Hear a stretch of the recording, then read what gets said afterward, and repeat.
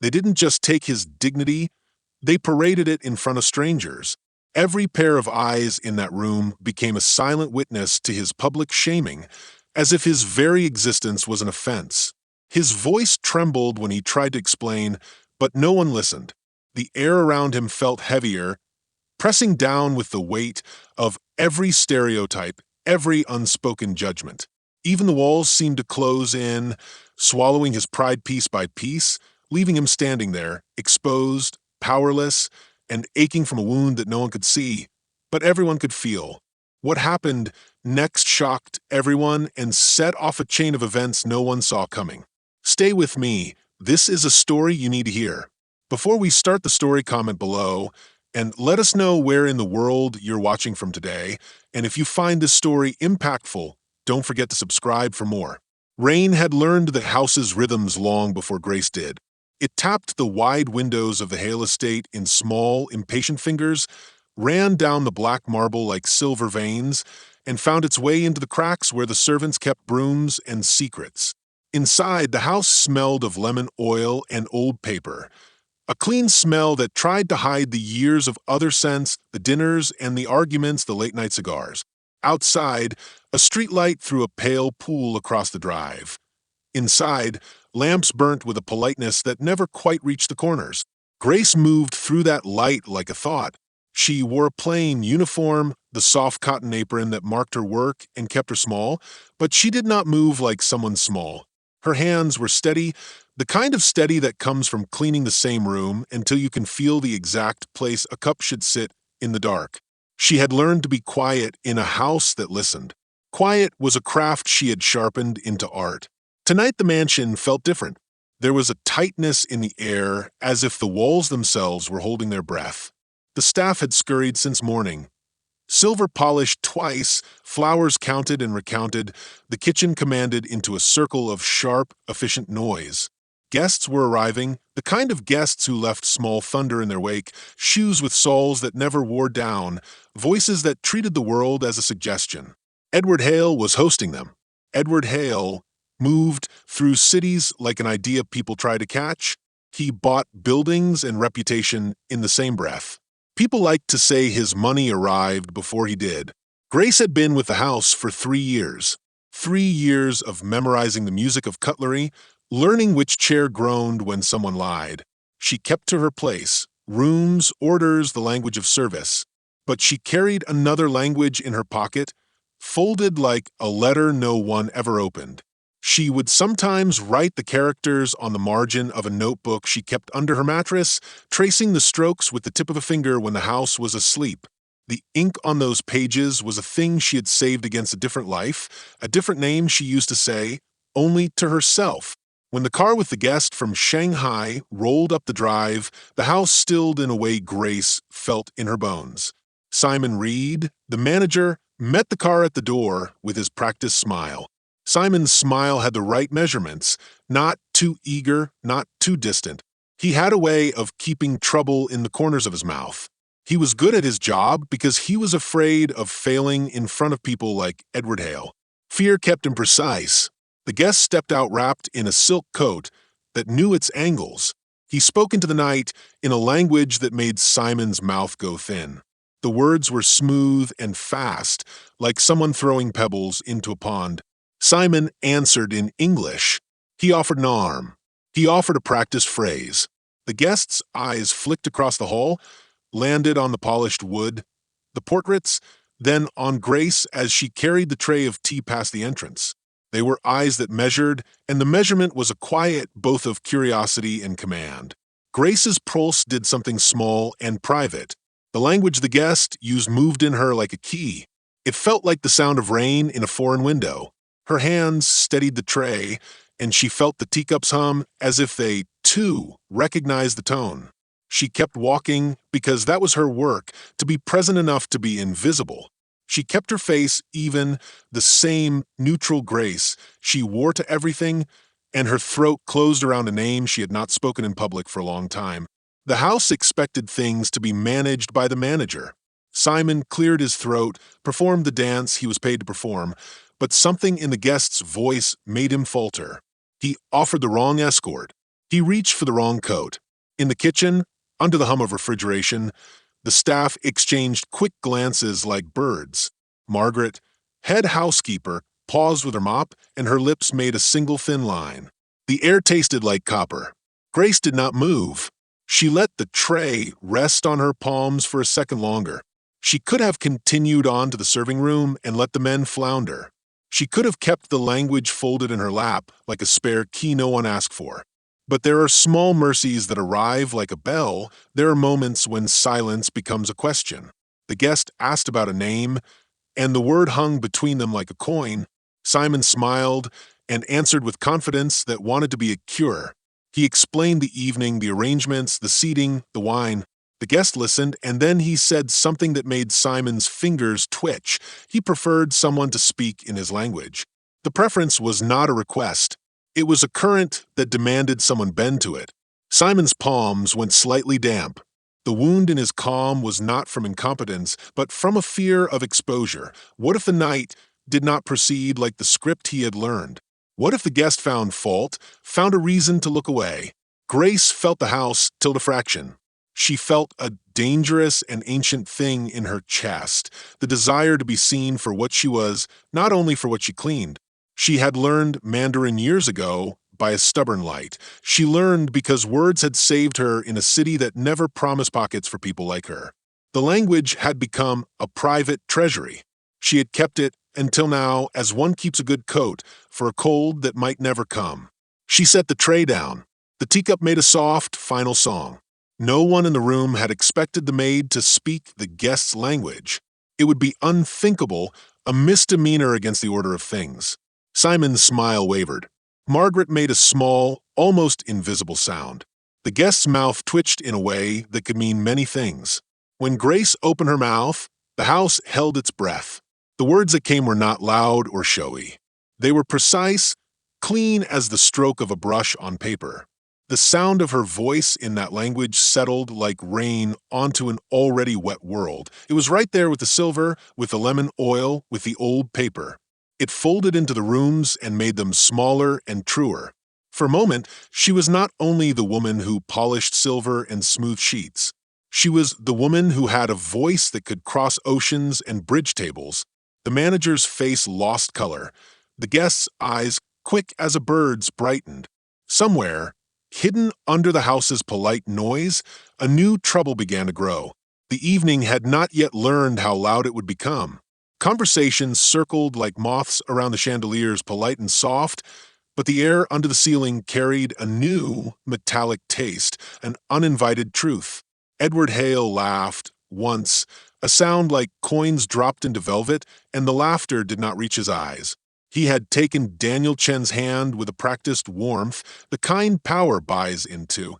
Enough to flatter, not enough to promise. Daniel stood there in his silk coat, quiet as a storm in the wings, the weight of his presence folding the room inward. When the leather folder slid from Daniel's hand into Edward's, the motion made a sound the staff would remember, the hush of paper shifting, a small, dry breath. Edward's fingers brushed the flap, then closed. The room thinned around Simon. He had expected guests to bring wine, compliments, and small gifts of ego. He had not expected a file that wanted answers. His hands, the hands that smoothed napkins and rehearsed apologies, went colder than the cutlery. Margaret's mop handle leaned against the sink like a question. Daniel spoke in English for a moment, the polite, rheumatic words of diplomacy. Then he shifted into Mandarin as if stepping into a private room. The sound of his voice in that language was precise and unhurried, and when it reached Grace, it opened something inside her like a window cracked in winter. The words were not meant for her, yet they were the exact keys she had hidden in her pocket. The staff who did not understand felt only the change in Simon's posture. Edward's smile tightened. He answered in English first, practiced deflection, then chased Daniel's Mandarin with a clumsy phrase that stumbled like a man who had learned to dance by watching the shadow. Daniel's eyes flicked to Grace, then to the portrait of a woman on the wall, an ancestor in oil, pearls pinned at her throat like a sentence. Daniel reached into the folder and removed a photograph, yellowed at the edges, and held it up by its corner. The photograph showed a street market years ago, a child under an umbrella, a woman with a tight braid, and a pendant at her throat, jade carved into the shape of a dragon. The pendant glinted in the black and white like a secret. Grace knew that pendant. Her breath went small and thin, as if someone had closed a door on her chest. The pendant had been nothing to the servants until now, an old thing in the servants' attic, wrapped in tissue and hidden in a wooden box that no one opened because Edward's name had been written across its lid in a clerk's hand. Once years ago, she had seen it for a blink on the chest of the night watchman who brought odd things from estate sales and kept them in his pocket like tokens. She had traced its outline in the dark of a closet as if mapping a future. Daniel did not show his surprise. He spoke slowly in Mandarin, and the words spilled across the high ceiling and into the spaces where servants kept their lives. He said the pendant had been stolen from his grandmother, that it marked a debt not of money but of memory, and he wanted it back. He said things that sounded like law and things that sounded like personal grief, and both came at once, steady as a tide. Simon's face lost color. He laughed at the wrong moments, that practiced laugh that fails to bury panic. Edward's hand moved to the back of his neck, where a vein had started to thrum. The laughter around them smooth, but the sound was brittle now. People kept their forks poised as if a conductor would drop his baton and reveal the music to be silent. Grace felt a current travel down her arms. Her apron creased where her fingers tightened. The photograph was set on the side table like a small accusation. Daniel's gaze crossed the room and landed on her again. He said, in that same plain Mandarin she remembers. The phrase was not a question. For a heartbeat, nothing happened. The staff waited. The house seemed to lean with them. They had rules about speaking up, about the shape of their station. Grace had followed those rules like a map. But the map had a fold now, an unreadable crease. The photograph pulsed in the room's light. Margaret's jaw worked. Simon moved toward Daniel as if to escort him away from the subject, but Daniel held up a hand and shook his head, not refusal, but an old patience. Later, when the guests had repaired to the library and conversational skirts had smoothed, Daniel asked to see the servants' attic. He said it was only in the interest of clarity to check in inventory. Edward's face changed in a way that had nothing to do with hospitality. He made the request be delayed for tomorrow. Daniel refused with a calm that did not accept delay. He named a law firm and had the room fall into a silence where names became evidence. He spoke to Edward with something like pity under the politeness, and the pity felt like the first crack in a scandal. That night, as Grace carried a stack of linens past the portrait, she pressed her thumb against the photograph's edge on the table and felt the paper's grain bite her skin. Daniel's words, she remembers, lit a thin, raw ache. A life she had clipped and folded back into herself unpeeled. The knowledge that someone else had kept a memory of the pendant, that someone else had come looking for what the house kept hidden, made the world tilt. She could have done nothing. That was her usual choice, practiced till it fit her like a second skin. But when no one looked, her hand slid under her apron and closed, by habit, around the small notebook under her mattress, the one with the characters she traced in the dark. She felt the weight of the ribbon she had tucked inside it.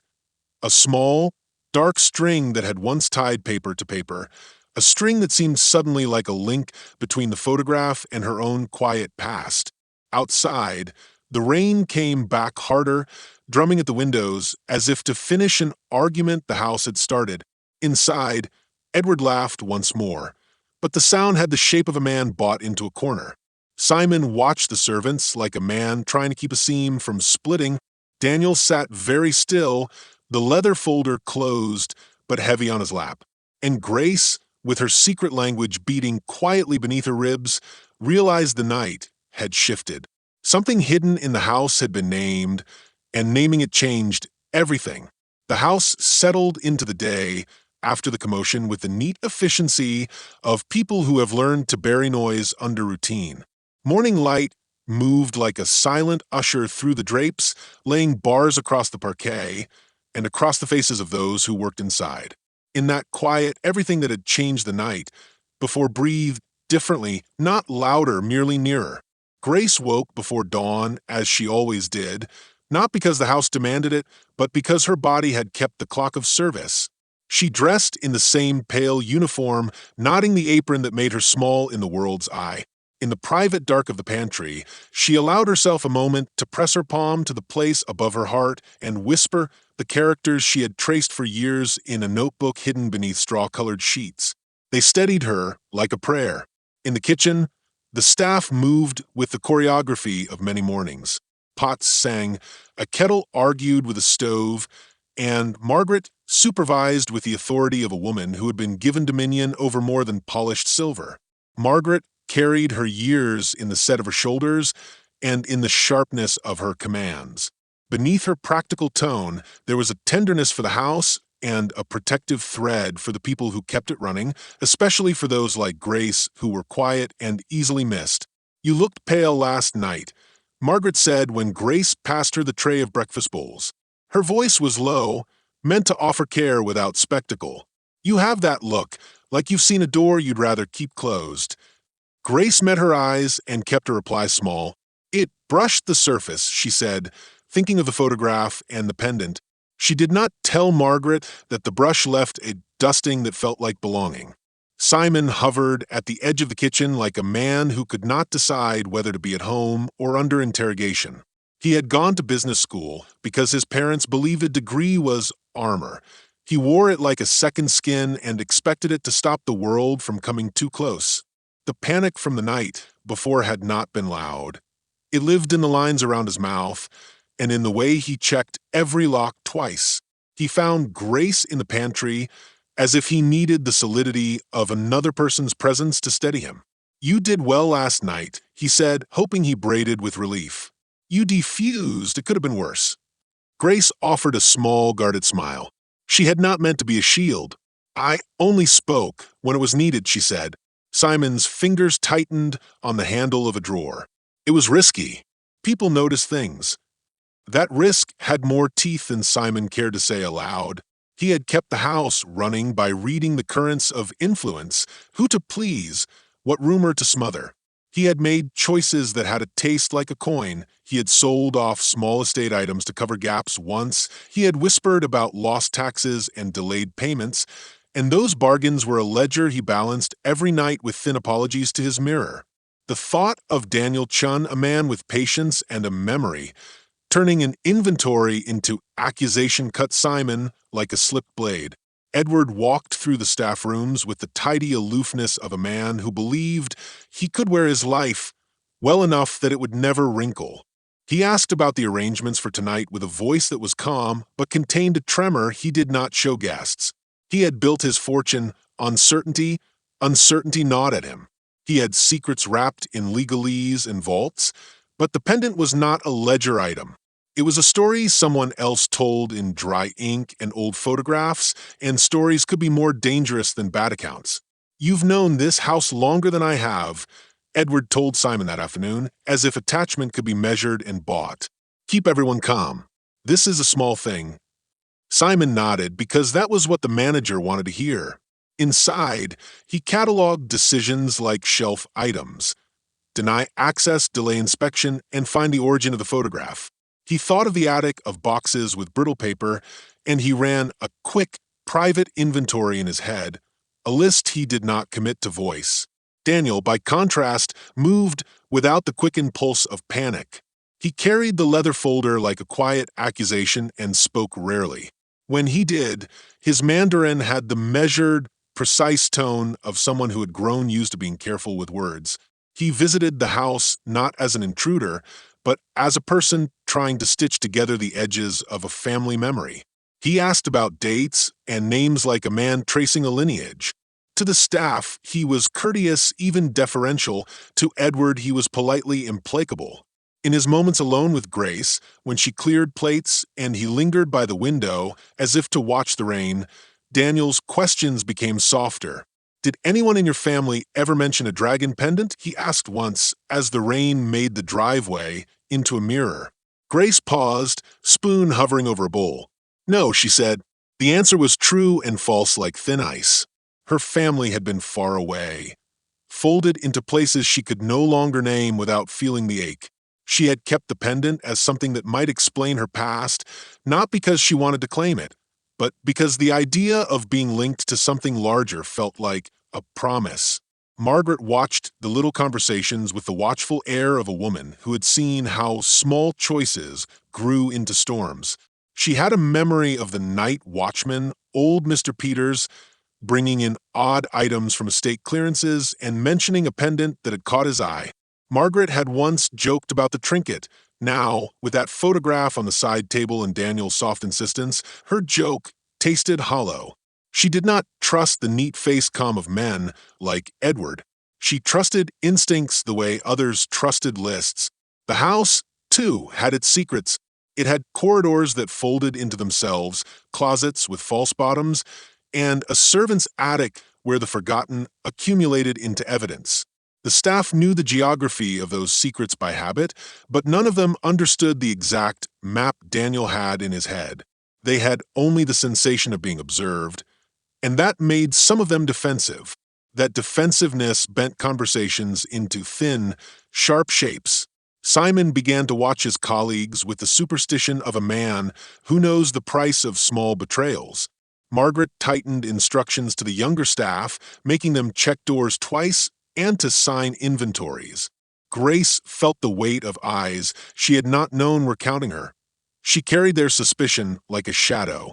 It was in the small silences, the way Simon would linger too long near the attic door, the way Edward looked at a family portrait with a distance that was not nostalgia but calculation, that the fault lines showed.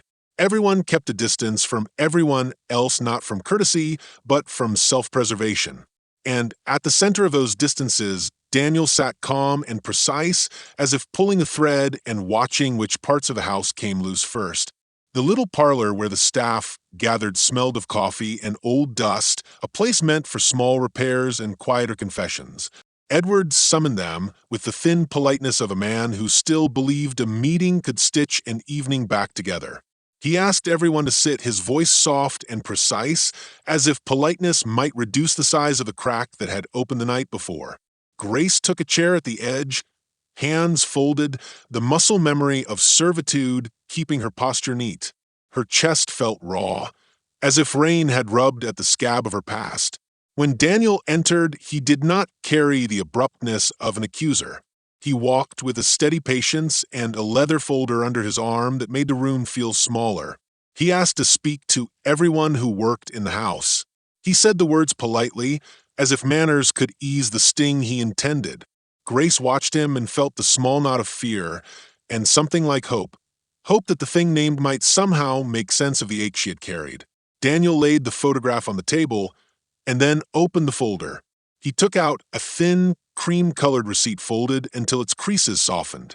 He read aloud, first in English, then in Mandarin, then in that same bilingual way that had made the manager stumble the night before. The receipt had a date, an address, and a name. It was signed, Simon Reed. The room made a small, involuntary sound, like air leaving a balloon. Margaret's face hardened into a mask of disbelief. Edward's fingers tightened on the arm of his chair. Simon, who had spent years calibrating his expressions to the needs of the house, went very still. Something in him that had been steady began to unspool. "We sold it," he said before the shock had settled enough to become proper words.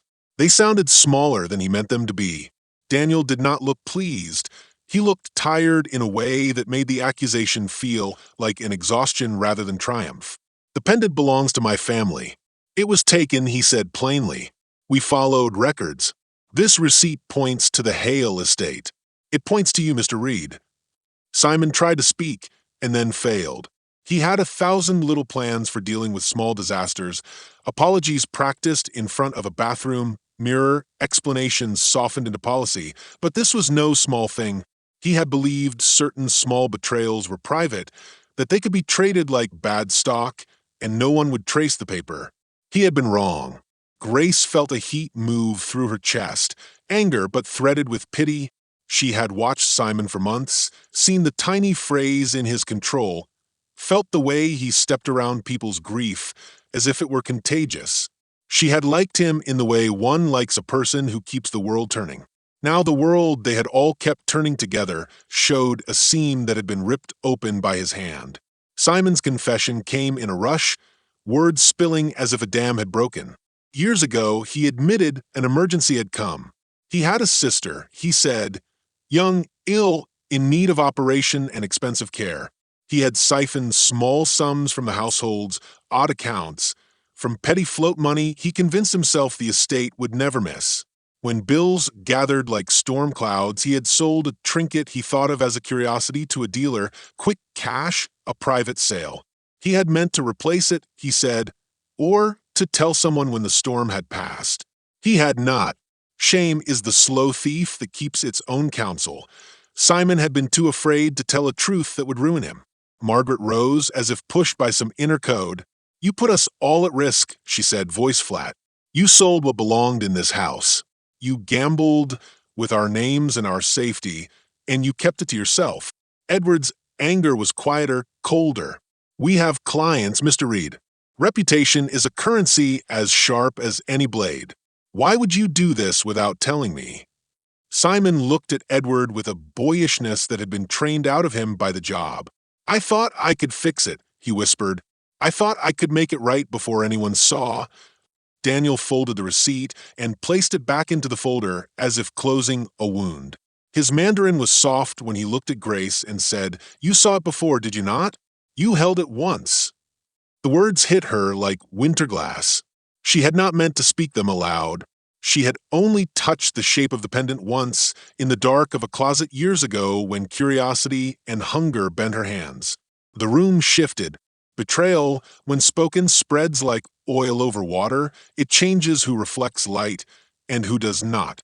For Grace, the world narrowed to the way Simon's face looked as it opened and closed with excuses, frightened, regretful, fundamentally human. She had been ready to forgive small cruelties.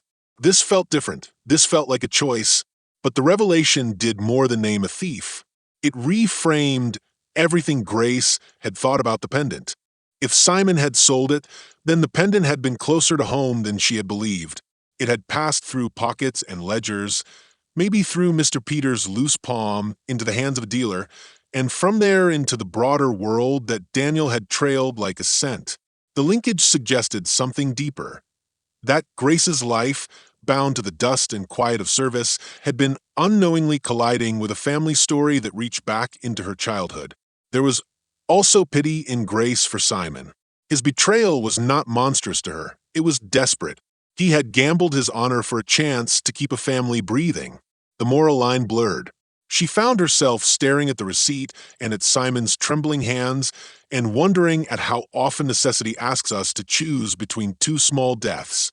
Outside, rain softened the edges of the house as if to wash the scene clean. Inside, nothing could be washed away. The staff exchanged looks that contained entire regrets. Margaret folded her arms, not in triumph, but in a kind of resigned duty. Edward, for the first time, seemed small and human, less the owner and more a man surprised to find a hole in his stewardship. Daniel closed his folder and rose. He spoke to the room with an evenness that made his words land like measured stones. This is not just about a pendant, he said. It is about memory, and it is about how a family keeps or loses its past. We must find where it went. We must find who handled it, and I will not leave until I do. His quiet resolve hung in the room like a new command. Grace looked at Simon and saw both the man she had trusted and the man who had traded away a piece of someone else's history. She realized then that her path had split. The small life she had kept neat now had a jagged edge. The house had been rearranged, and she would have to choose with whom she stood when the search began. The next few days in the house felt as if someone had pulled a thread through every curtain. Each routine unknotted into a question. The servants moved with extra care, as if their steps might reveal secrets hidden in floorboards. Morning tea tasted like metal. The chandeliers threw sharper shadows.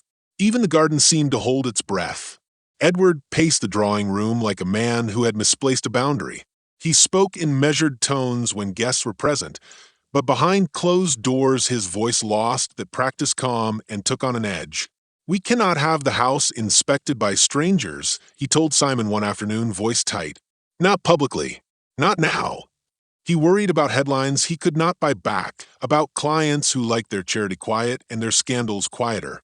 Reputation was a ledger he kept balanced with more care than his own sleep. Simon heard the owner but felt the ledger in his own bones. He had confessed his shame.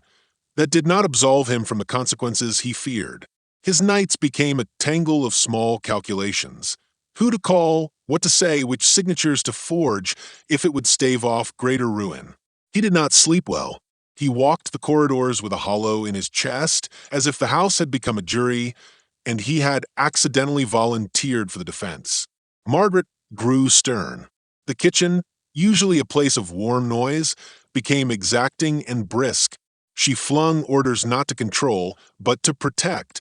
"Lock the attic," she told the young hands, "and do not let any of you answer questions you do not have to."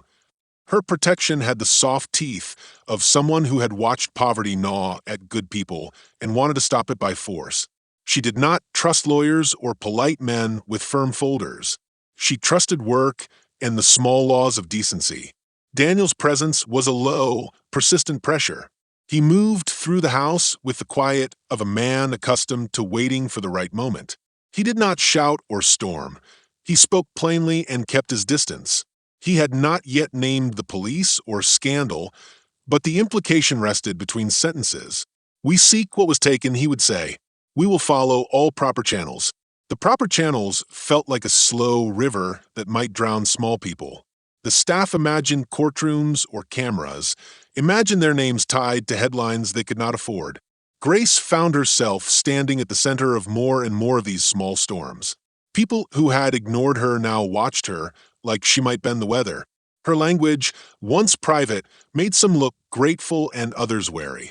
Some guests nodded at her in a way that felt like an audition. Management watched her as if she could be either proof or problem. She had saved the house from embarrassment once by speaking, and now the memory of that night weighed like a choice she had made too early or too late. The deeper trouble was not only external. Inside her, choices stacked like unopened letters. She remembered the pendant not as an object, but as a knot tying different parts of her life together. A market memory, a trembling child, a woman's braid.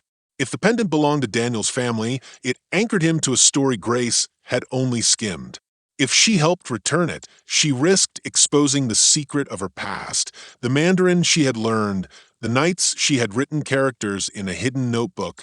Exposure could mean dismissal, gossip, the loss of a place she had fought for. It could also mean trust, restitution, a bridge to something she had lost. Simon's desperation reached toward her in a way that made her skin prickle. He came to her once in the pantry, face drawn. "I'll lose everything," he said in a whisper that smelled of burnt coffee and late hours. "They will fire me." Edward Willie broke off. There was guilt and a pleading there, a man willing to trade fragility for clemency. "If you say anything more, they will see you differently. I beg you, Grace. Please." Grace felt the tightness of choice like a bruise. She had a soft place for him. He had been kinder to her than many, and she had seen his fear like a small animal caught in a trap. But she also understood how stolen things wound into families, how memories kept in small objects could keep a family whole. The pendant in one sweep was both a token of someone else's grief and the key to answers she had avoided for years. Pressure from outside grew when Daniel asked for a formal inventory of items in the servant spaces. "We will be reasonable," he told Edward politely. "We only need to confirm what was here and what might be missing." Edward bristled.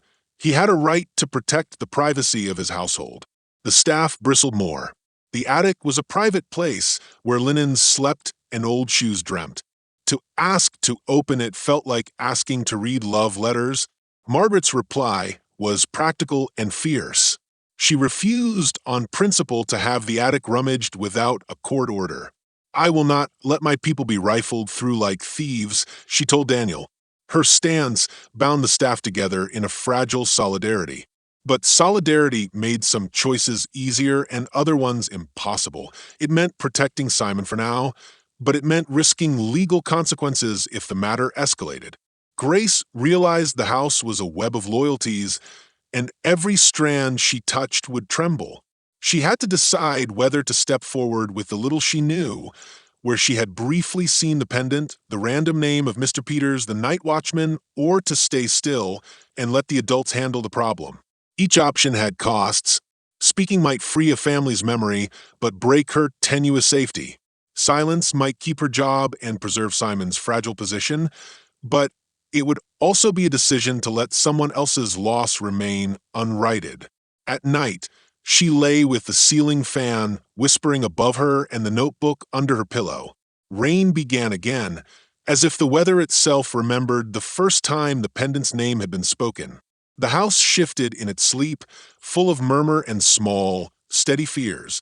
Grace understood, in that long hour, that the coming days would demand a choice that was not merely about objects, but about who she wanted to be when the house finally named the truth.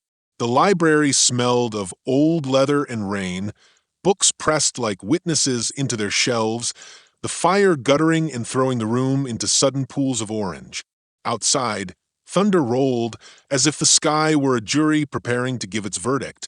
Edward had insisted the meeting be there. He liked the room because its weight made small voices sound smaller. Tonight, every voice would be large. Daniel set his folder on the table and did not open it at once. He folded his hands as if closing a prayer, and the pause held the room taut. Simon sat like a man whose bones had been hollowed out. Margaret stood rigid by the hearth, as if she were part of the mantle. Grace held herself quiet on the edge of a Persian rug, the small pocket of light catching the creases of her uniform like a halo she had not asked for. The other staff lingered in the doorway, their faces drawn and watchful. "Before we begin," Daniel said slowly in English, "I want everyone to understand, this is not only about an object, it is about a life kept whole by what it remembers." His Mandarin had been spoken once to Grace like a thread. Now his English was steady, the voice of someone who had walked away from grief and returned with maps. He opened the folder. Inside lay a grainy photograph and a thin sheet of paper. The paper was a shipping manifest stamped with the Hale Industries letterhead. The signature at the bottom was unmistakable. The photograph was newer than the others, color this time, showing unmistakably the pendant lying on a table in a room with a small brass placard, Hale Private Collection. On the placard, a date and a name. Edward's mask shifted. That could be his sentence stumbled like a man whose footing had been taken. "Authentic," Daniel said. "Shipped from this very estate to an intermediary on the date your private ledger marks a large unaccounted payment. The courier lists Mr. Lang as the recipient, an antiquities broker connected to your people." He looked up at Edward, and his voice lost none of its civility. "Mr. Hale, you bought silence and then sold it to someone who turned grief into currency." The fire popped as if in answer. Edward's jaw worked. Those are accusations. Do you have proof?" Daniel slid a second document across the table, an email printout, time-stamped, bearing the Hale domain, and an address Simon's trembling fingers could no longer hide.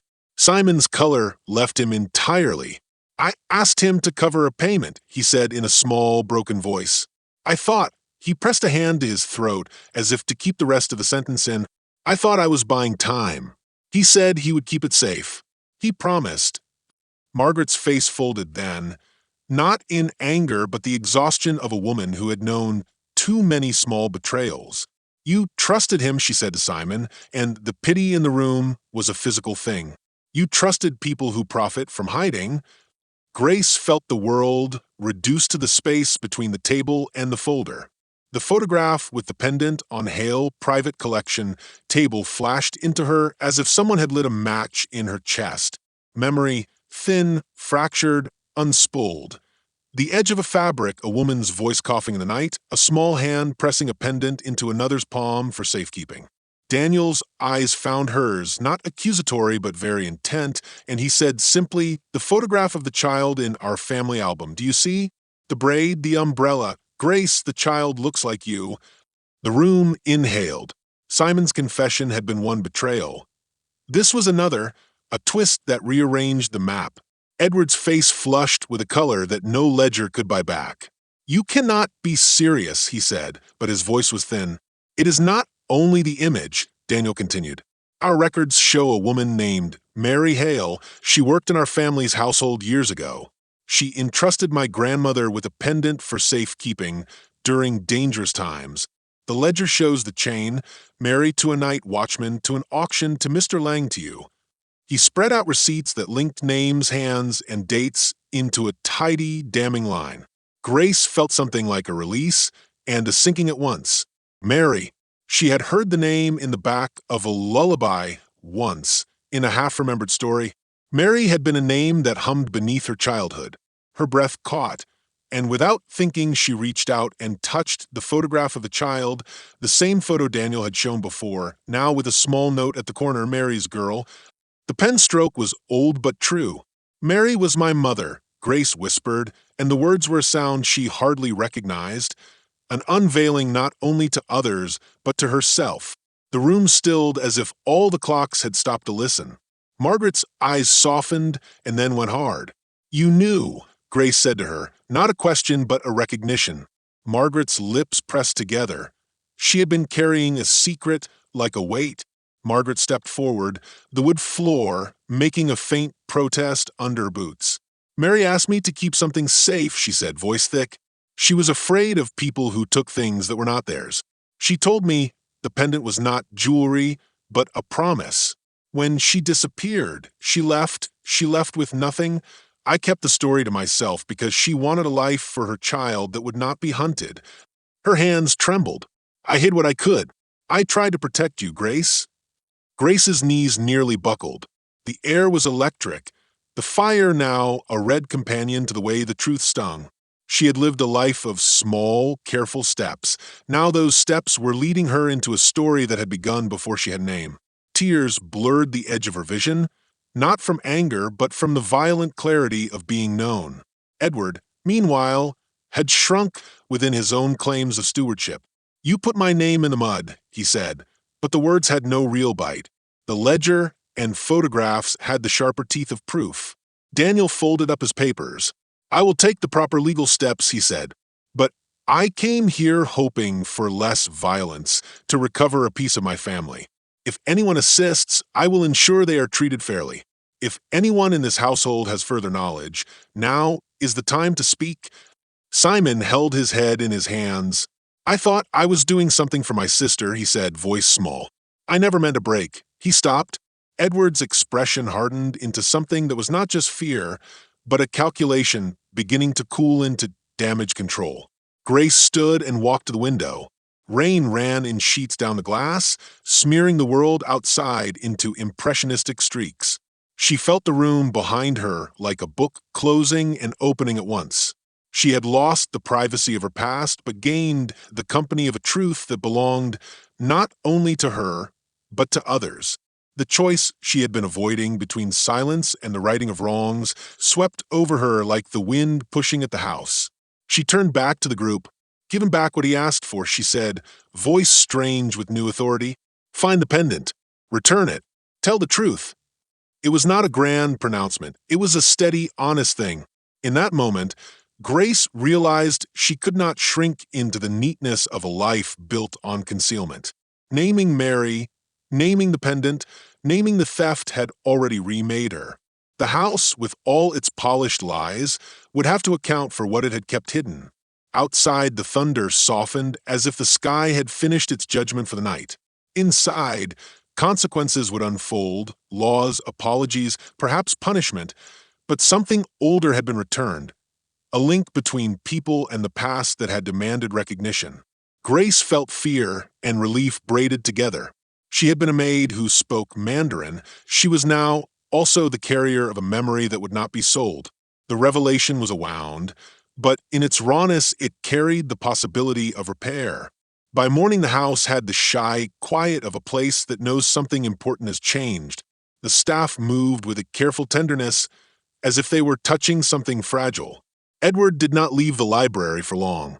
He called a few people, lawyers first, then a broker, then a man whose voice tried to make the storm smaller.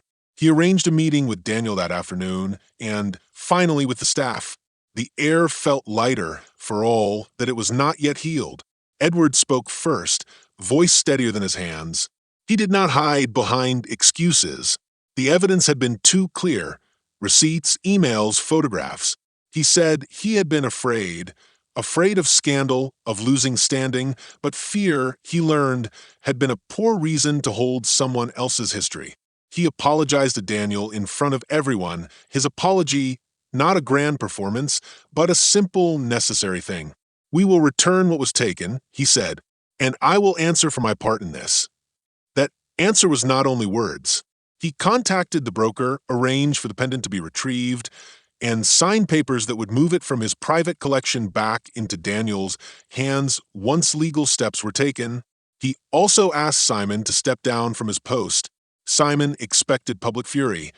Instead, Edward offered a quieter consequence: resignation and a chance to make things right. "You broke trust," Edward told him, "but you were not evil. There are ways to repair it." Simon's face crumpled with relief and shame at once. The house would remember him with different eyes now, some kinder, some harder. Margaret held the staff together with a practical tenderness. She organized a small fund to help Simon and his sister, asking the household's friends and a few long-term clients to contribute. "We will not let a person drown, because he was desperate," she said. The gesture was small in the world, but large for the people who lived inside it. Margaret's protection had not been a cover for wrongdoing. It had been a refusal to let need become a weapon. She kept her promise to Mary in a different way. She helped Grace to claim her story instead of letting it stay a silent thing. Daniel did not rush to anger or to the courts. He trusted the law to move in its place, but his first aim was recovery rather than revenge. When the pendant was returned, it arrived wrapped in plain paper and placed in his hand like a returned prayer. He looked at Grace with something softer than triumph. "This was never just an object," he said. "It's a bridge. I am sorry for the years of not knowing." He offered to help her find the traces of Mary, papers, neighbors, the little facts that build a life's map. Grace felt the old ache fill the small room and then begin to ease. Grace held the pendant. At last, it was heavier than she thought, and at the same time, lighter, because at last it was a thing that belonged to its story again and not to someone's ledger. She felt its cool weight against her palm and understood that returning it would not bring back what was lost, but it would make an honest place for grief and memory. She let the dragon's carved "I catch the light," and for the first time in a long time, she spoke her mother's name aloud without the hush of secrets, saying Mary put a line between the life hidden in the attic and the life she would live in the light. There were consequences. Edward paid fines and faced social coldness he had earned. Simon left the house with a letter of recommendation and a promise to volunteer in the community that had helped him. Margaret kept her post and gained an unexpected respect from people who had once treated her as background. Daniel arranged quietly to fund medical care for Simon's sister and began in small ways to open a door to the family he had been trying to rebuild. Grace made choices that were small but true. She did not want to leave the house immediately. It had been her shelter and her refuge. But she also did not want to stay hidden inside a life that no longer fit. Daniel offered to help her search for the deeper traces of Mary, birth records, old letters, the people who might remember a girl with a dragon pendant. She accepted the help but refused the idea that the pendant alone would tell her who she was.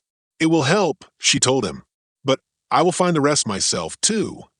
In the quiet that followed, Grace thought long and hard. She had learned how easy it was for people to hide behind small lies, to trade memory for convenience.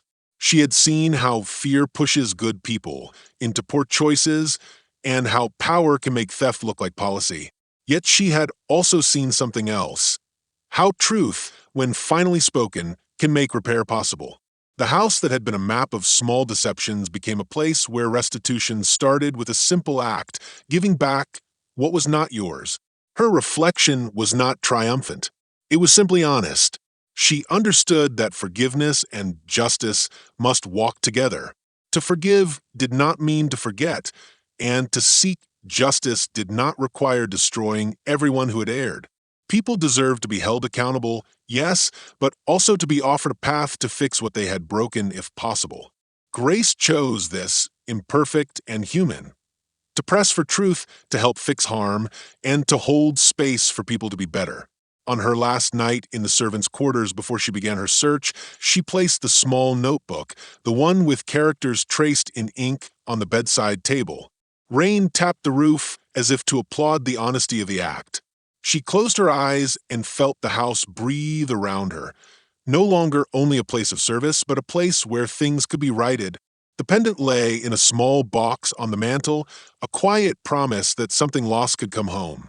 Grace touched the string of the little ribbon in her palm, and for the first time she felt the shape of a future that included both the life she had known and the one she was beginning to reclaim. If you found this story powerful, make sure to hit that like button, share your thoughts in the comments below, and don't forget to subscribe to the channel for more videos like this. Your support helps us bring more important stories to light.